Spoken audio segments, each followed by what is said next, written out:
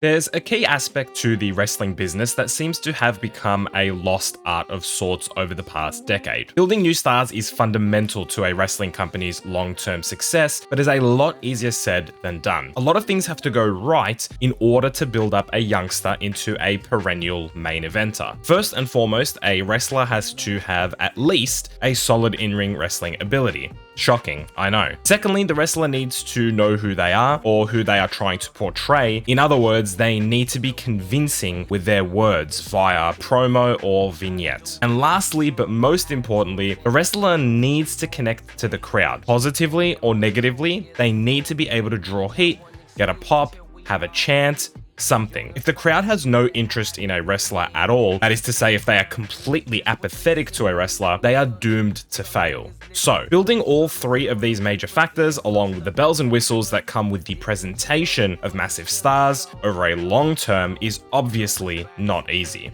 Right now, it's impossible for me to say whether or not AEW are good at building new stars, simply for the fact that they haven't been operational for long enough to judge. What I can say is that the early building blocks seem bright, and I'm hoping it's not something that Tony Khan will drop the ball on. To celebrate the turn of the new year, today I'd like to explore who I think in the next calendar year will be a breakout star. I'm using the word breakout, but actually what I mean is slightly different from the traditional use of the word, so I guess I'll explain a little more. This is more of a most improved or biggest jump list. For example, if you go from a 3 out of 10 to an 8 out of 10, you made a bigger improvement than somebody who was already an 8 out of 10 and went up, for example, to a 9 out of 10. So it's not who finishes the year booked better. It's also not a list of lesser known guys from Dark who I think will make the step up, because I don't actually watch Dark. It's just a list of who I believe will make the biggest jump in the next calendar year. And of course, when I'm talking about breaking out, I'm discussing purely kayfabe here too. So although some of these guys may be great in ring, they might be extra talented, they may have been booked really highly in other promotions and be well known, I'm speaking within AEW. I'll also be doing my best not to mention the really obvious names who have arguably already broken out, like a Dante Martin,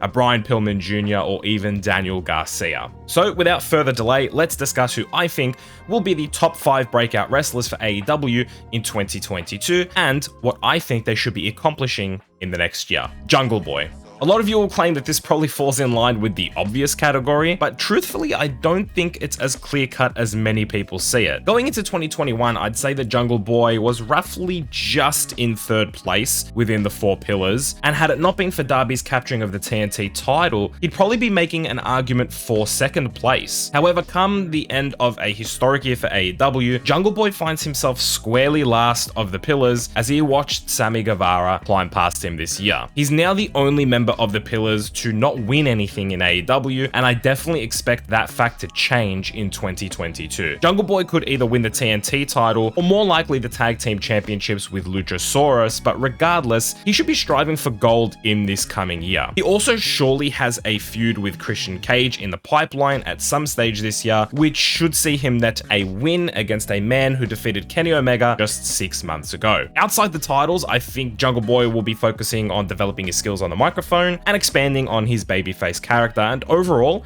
I see another step up in Jungle Boy's development. Slow and steady wins the race, am I right? Team Taz. Okay, so I probably should have specified the list wasn't just for individual wrestlers, but I couldn't really pick between who would break out more between the 3 members of Team Taz, specifically with Ricky Starks and Hook. Hook is another slightly obvious one, I hear you thinking, and yes, while Hook has made waves since his debut, he's only defeated Fuego, who may be the lowest booked wrestler in the company, and Bear Bronson, who's almost exclusively a tag team wrestler. There's a lot of room for him to grow, but there's no doubt the kid has superstar written all over him. He could attract any demographic in the world because, I mean, look at him. His presentation has been stellar so far, and he has what the French call je ne sais quoi, an X factor. He will be special. Despite all the analyzing we can do about Hook, the ace of Team Taz right now is the FTW champion, which is actually Ricky Starks. Ricky spent most of 2021 nursing a neck injury, which was horrible, but he will hopefully be okay to wrestle in the coming year. And when you talk about a high ceiling, Ricky Starks is the man you're talking about. He's got the look, the ability,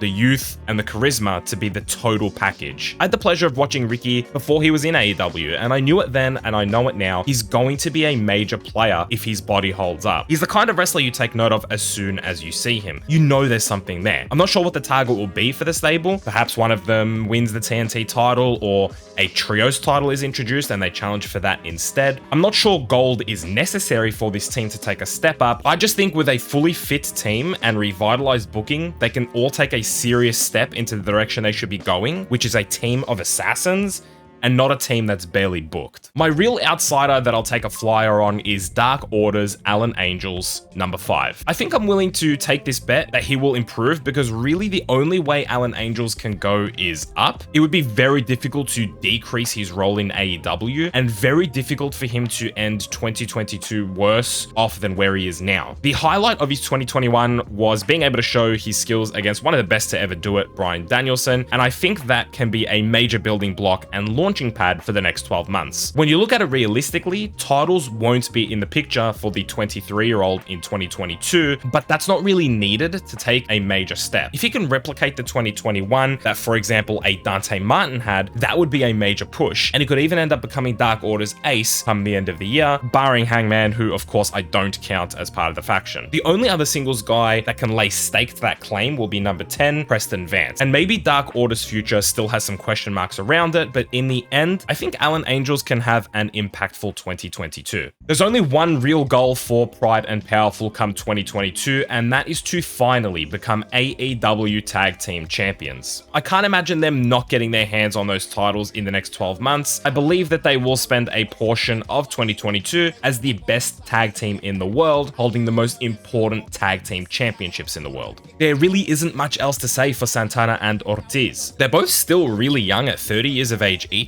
and have an incredible future as a tag team. Santana specifically strikes me as a guy who could even have a major singles role in the company within the next 5 years. Something about him screams main event caliber, but that's potentially for another video and another time. I don't think this team is breaking up anytime soon, nor should they. Inner Circle will add more titles to their history, and after Pride and Powerful bring Tag Team Gold back, the faction will have flaunted all the men's championships at one stage or another. Last but certainly not least is Adam Cole Bay. Now I know that Adam Cole is already starting the year fairly high compared to the rest of the wrestlers on this list. For reference, I have him just outside my top 10 for AEW active wrestlers at the current moment, but I think 2022 will be the year of Cole, with a variety of things on his agenda for the upcoming year. The most likely of these things will be a feud with Kenny Omega, or the original Elite as a trios, which I discussed in my previous video, which should result in Adam Cole's triumph. Hopefully it's a singles win against Kenny, as that elevates Adam Cole to main event status alone, which, for full clarification,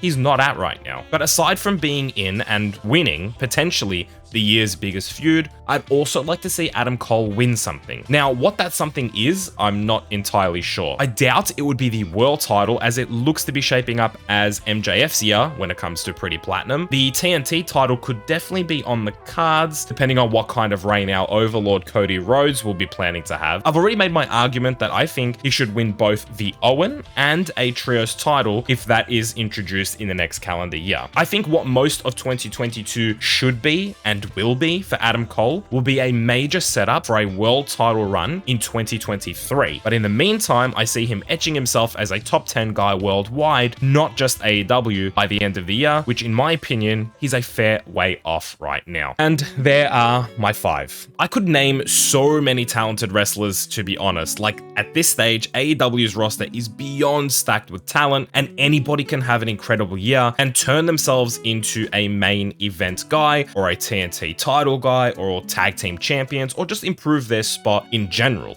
Obviously, not everyone can make such a massive leap, and obviously not everyone will end the year stronger than where they started. As one wrestler climbs the ladder, they take another wrestler's spot, but the hope is that overall it's a net positive, and that more wrestlers gain than they do lose. One person I do want to give a quick shout out to for breaking out is Thunder Rosa. She was the only female I really considered putting in here, as I'm fairly certain 2022 will mark the beginning of her era as the women's world champion. But when you look at it, realistically, she would just be jumping from the second best women's wrestler in the company to the best, which isn't that big of a jump. It was hard to pick any of the females in the division currently as breakouts because I feel that those that have established their names already will keep their spot, and it'll just be new women coming in and a restructure of that division, to be honest. So I didn't pick any females, but if I had to pick one, it would be Thunder Rosa. Like I said, the jump's not that big. She's already fantastic. And I guess that wraps it up for today's video. And I think that's my first video without mentioning Miro.